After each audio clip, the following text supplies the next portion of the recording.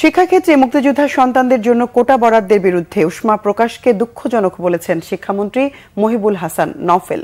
দুপুরে চট্টগ্রাম নগরীর M A. Aziz stadium সংলগ্ন জিমনেশিয়াম মাঠে ভূমি সেবা সপ্তাহের উদ্বোধন শেষে সাংবাদিকদের তিনি কথা বলেন। মন্ত্রী আরও বলেন, প্রধানমন্ত্রী শেখ হাসিনার নেতৃত্বে বর্তমান সরকার ডিজিটাল বাংলাদেশ গড়ে তুলেছে। এখন স্মার্ট ভূমি সেবা ব্যবস্থাপনা নিয়ে কাজ চলছে। ভূমি ব্যবস্থাপনা ডিজিটালাইজড করে জনগণের সেবা দেয়া হচ্ছে।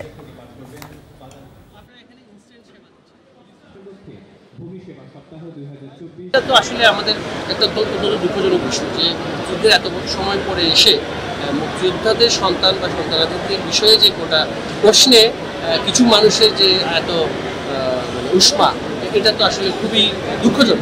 যে একটা আমাদের দেশ যারা স্বাধীন করে দিয়ে গিয়েছেন তাদের সন্তানদের ক্ষেত্রে যে এটা দ্বিতীয়বার প্রশ্নবিদ্ধ হয় কোনো আলোচনার মাধ্যমে, সেটা কাম্য।